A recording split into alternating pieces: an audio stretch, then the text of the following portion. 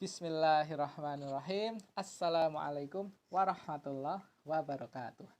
Alhamdulillahirabbil alamin wa bihi nasta'inu ala umurid dunya waddin.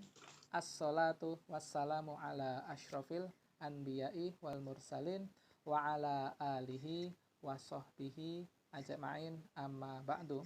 Hayya nashkurullaha azza wa jalla alladzi qad a'tana ni'man katsiratan wa hidayatan sholatan wa salaman ala nabiyyina Muhammad sallallahu alaihi wasallam.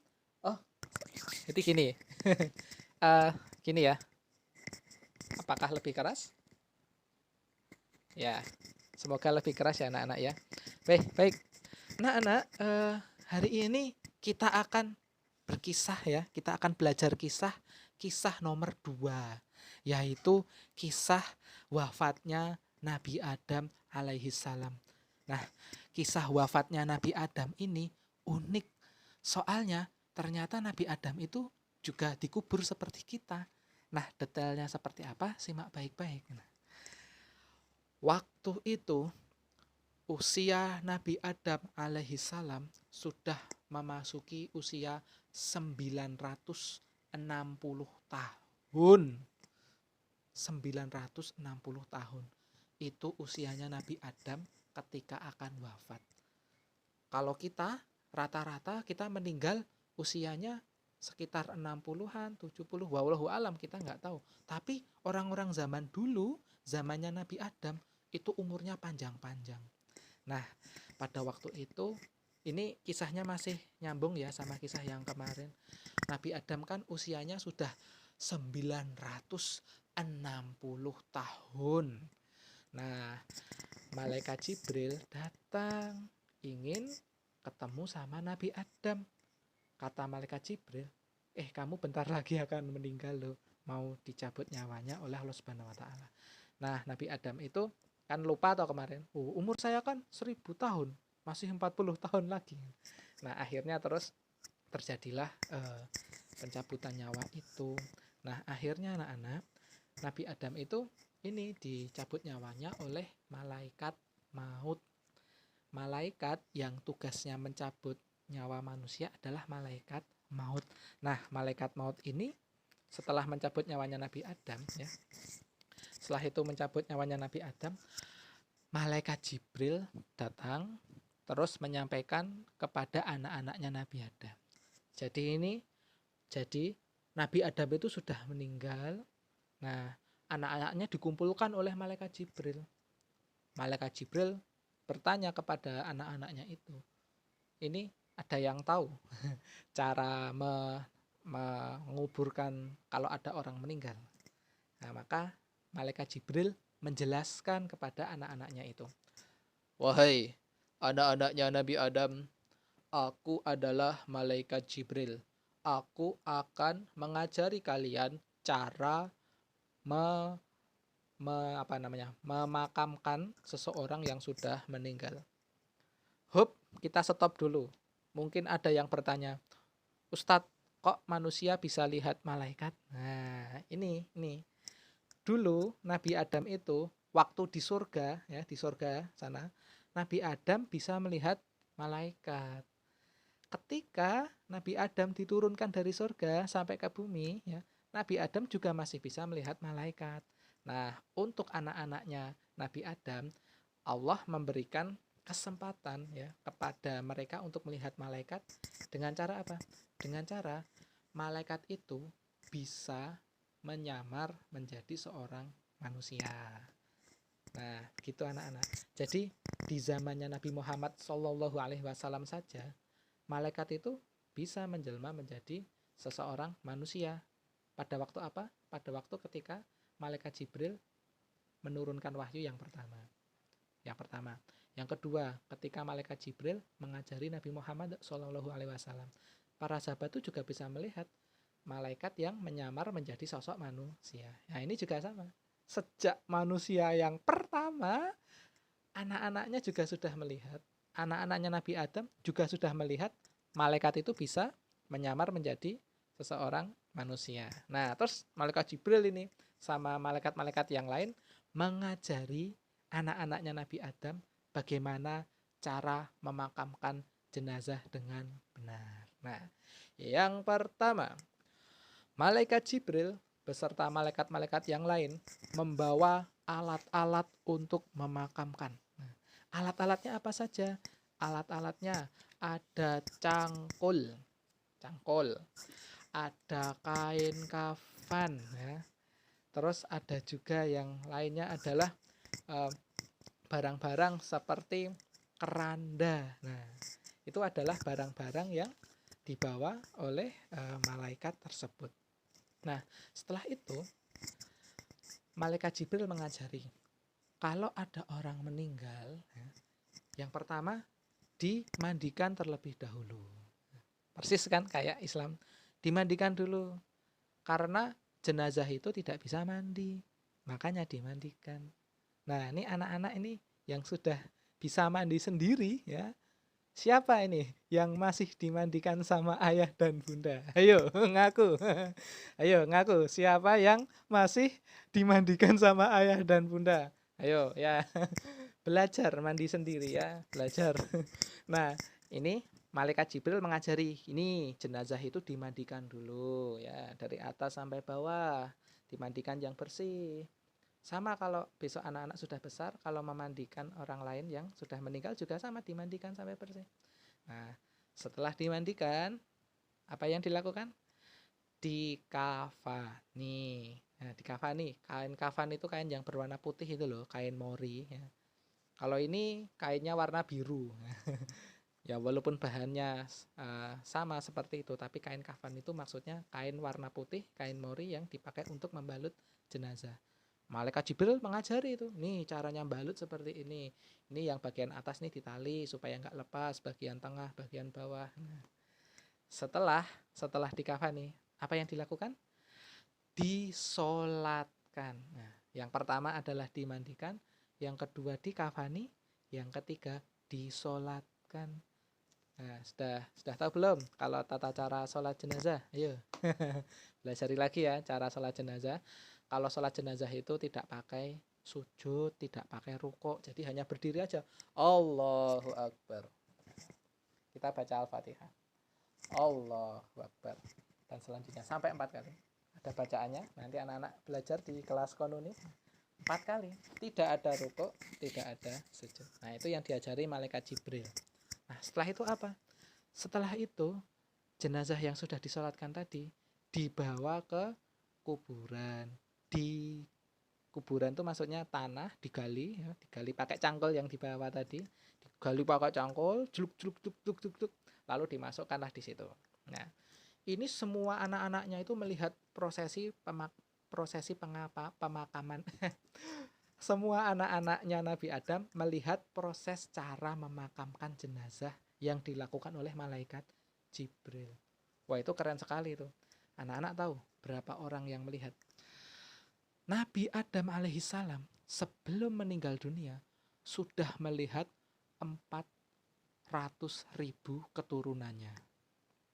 Kan umurnya lama tuh, anaknya juga banyak. Anaknya Nabi Adam itu ada 40 anak. Dari 40 anak itu punya anak lagi, punya anak lagi, punya anak lagi, sampai 400.000.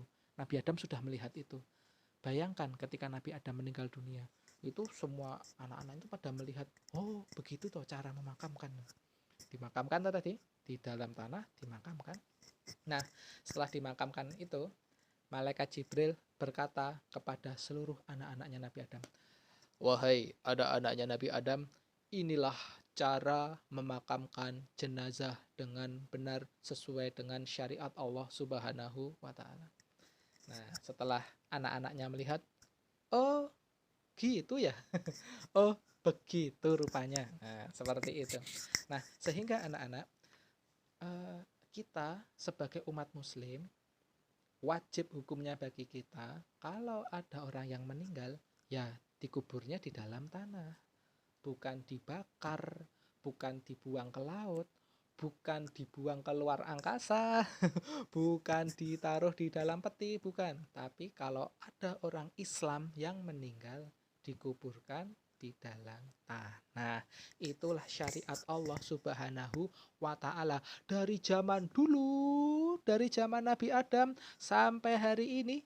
Syariatnya Nabi Muhammad Sallallahu Alaihi Wasallam dikubur. Nah, baik, sebelum Ustadz akhiri kisahnya, Ustadz akan membacakan beberapa hikmah dari kisah ini.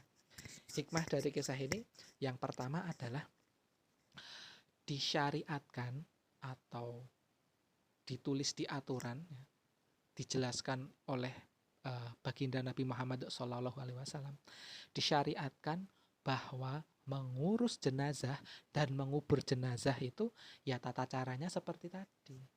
Ya, tata caranya seperti itu, caranya seperti itu. Detail-detailnya nanti bisa kalian pelajari sendiri. Yang kedua, kita bicara sunnah ya, saran sunnah mengurus mayat ya.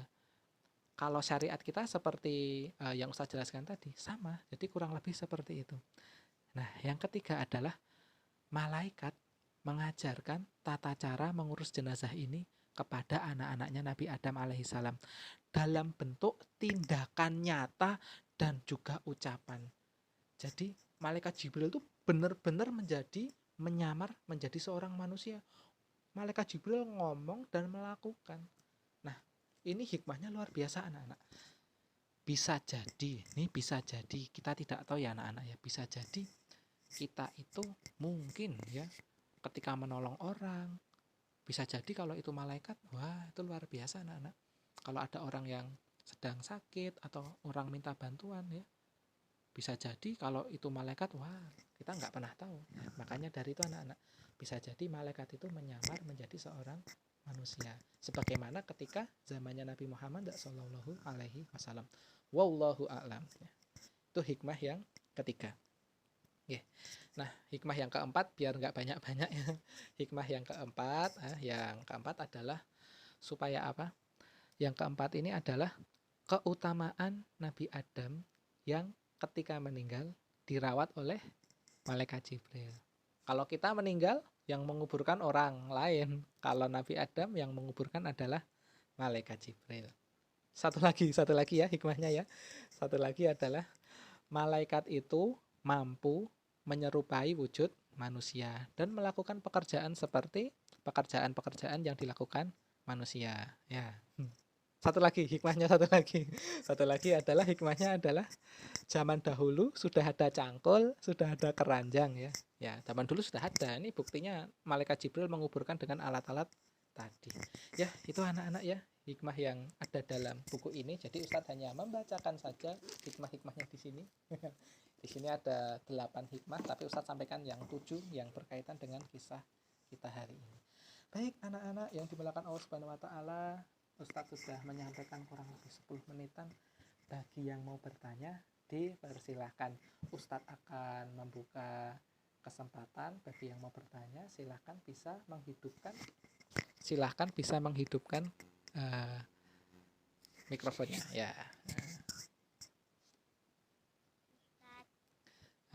Oh ya, Kak Lala, silahkan Kak Lala. Jika mengubur seseorang, apakah harus dalam? Oh, jika mengubur seseorang, apakah harus dalam? Nguburnya ya?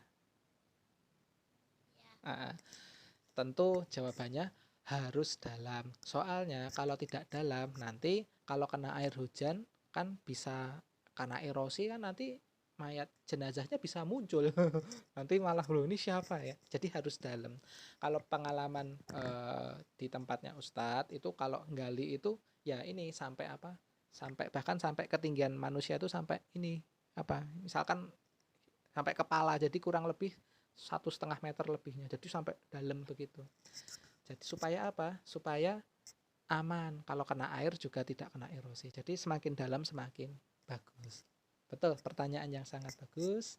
Jazakillahu khairan. Ya. Itu ya.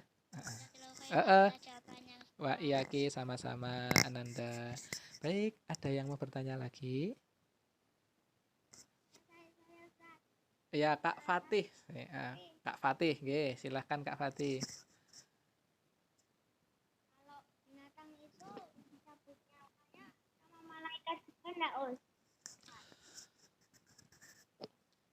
Nggih, sependek yang Ustadz ketahui ya semua makhluk hidup itu ya. Ini sependek yang Ustadz ketahui, semua makhluk hidup yang mencabut adalah malaikat maut. Jadi kalau hewan, wallahu alam mungkin malaikat maut juga karena memang seperti itu yang Ustadz ketahui. Ya, gitu. Heeh. Ustaz. Nggih, cukron, jazakallahu khairan, Kak Fatih. Ada yang lain lagi? Oh, ada pertanyaan nih.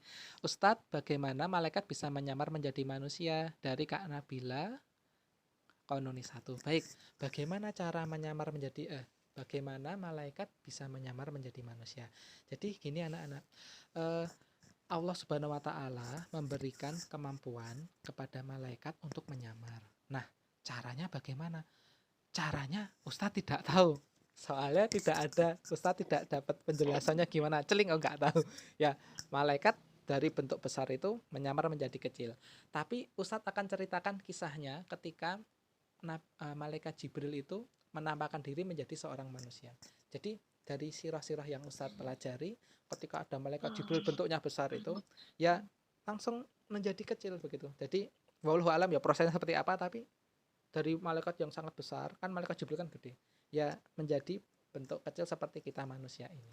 Kalau prosesnya seperti apa jadi Ustaz tidak tahu. Ustaz tidak tahu, itu perkara goib.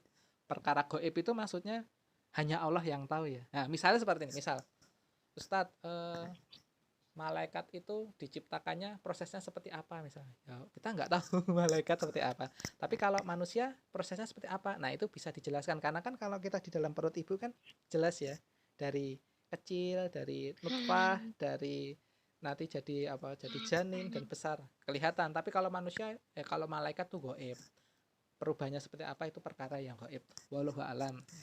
Seperti itu Kak Nabila. Oke, syukran, jazakillah khairan.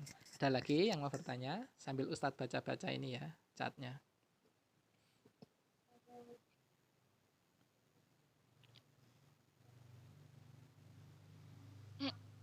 Oke, ada yang bertanya juga Kak Elsa. Ustadz, berarti pohon mati dicabut nyawanya sama malaikat maut. Wallahu alam kalau itu Ustadz tidak tahu ya, mohon maaf. Ustadz nggak tahu karena yang Ustadz ketahui kalau semua makhluk hidup itu ya dicabutnya oleh malaikat maut.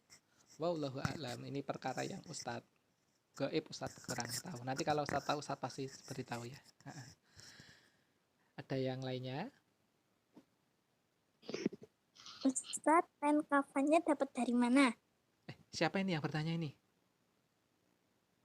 Zaki. Zaki, Kak Zaki ya? Oh ya. Jadi kalau di buku ini dijelaskan malaikat Jibril itu membawa cangkul, membawa kain kafan. Jadi dapatnya dari mana? Kain kafan itu dapatnya dari malaikat Jibril. Begitu. Nah, kalau dapatnya dari mana? Wallahu alam ya, pastinya dari malaikat Jibril. Gitu ya. Dari malaikat Jibril. Jadi dibawanya oleh malaikat Jibril. Ustadz, apakah jika hewan mati juga harus dikafani? Wah, ini pertanyaan bagus nih. Ustadz, apakah jika ada hewan mati juga harus dikafani? Nggih, kita jawab anak-anak secara sederhana ya.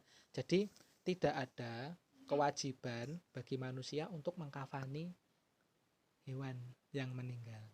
Jadi, tidak wajib itu artinya kalau nggak dilakukan nggak berdosa. Jadi tidak harus anak-anaknya karena tidak ada aturan untuk itu. Kalau manusia ya harus dikafani karena syariatnya seperti itu. Kalau hewan tidak harus. Biasanya kalau ustadz nih ya, kalau ngapunten ya, ada hewan ustadz yang meninggal itu ya ustadz kubur, tapi supaya apa, supaya dia itu tidak menyebar kemana-mana, biasanya ustadz kasih kain atau semacamnya biar ini ya nggak kemana-mana supaya rapi begitu, tapi bukan dikafani, bukan, ya hanya diberi ini aja, wadah aja. Begitu juga dengan itu kalau hewan yang besar ya nak, soalnya kalau hewan besar itu kan busuknya lama, jadi harus kalau ustadz wadahi biar tidak kemana-mana.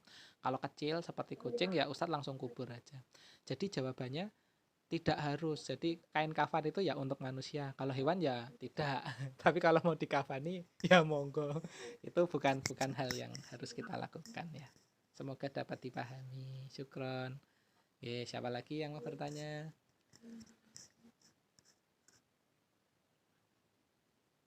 Oke.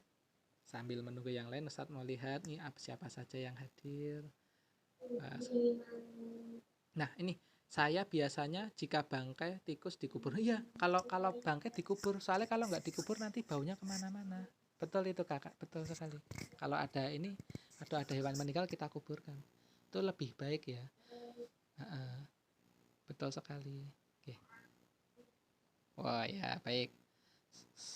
Sepertinya belum ada yang bertanya ya.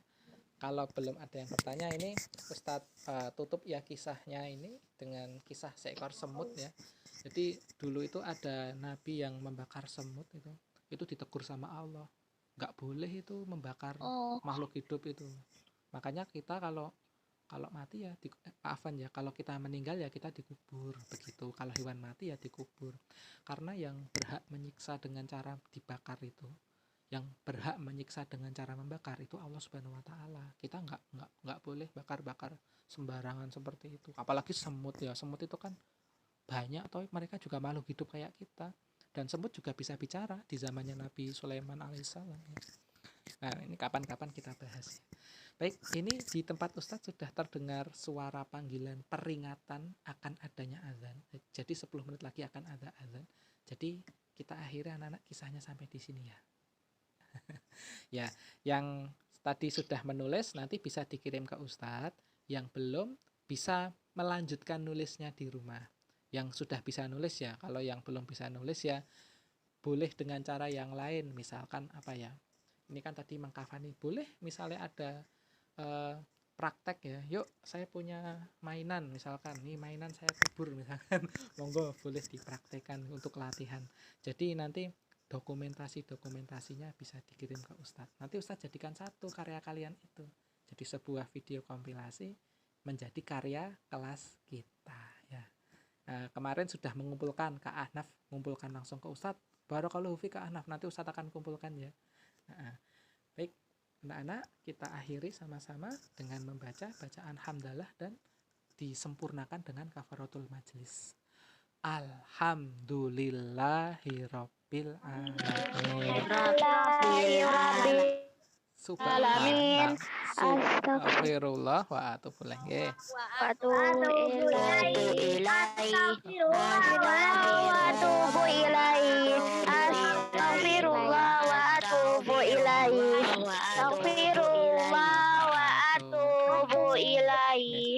Subhanakallahumma wa bihamdika asyhadu alla wa bihamdika asyhadu an la ilaha illa anta astaghfiruka wa atubu ilaih.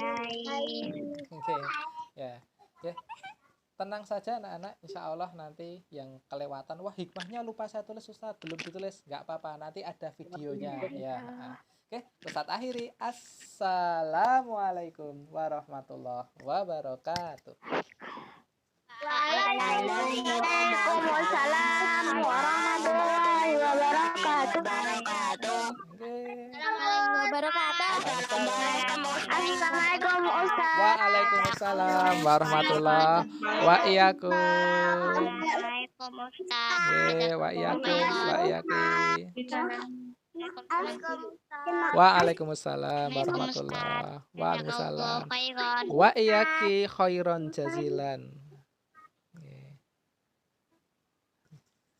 Assalamualaikum jazakallahu khairan Ustaz. Wa iyaki anandalala wa iyaki ya tolibi. Oke ya, Ustaz tutup. Mohon izin.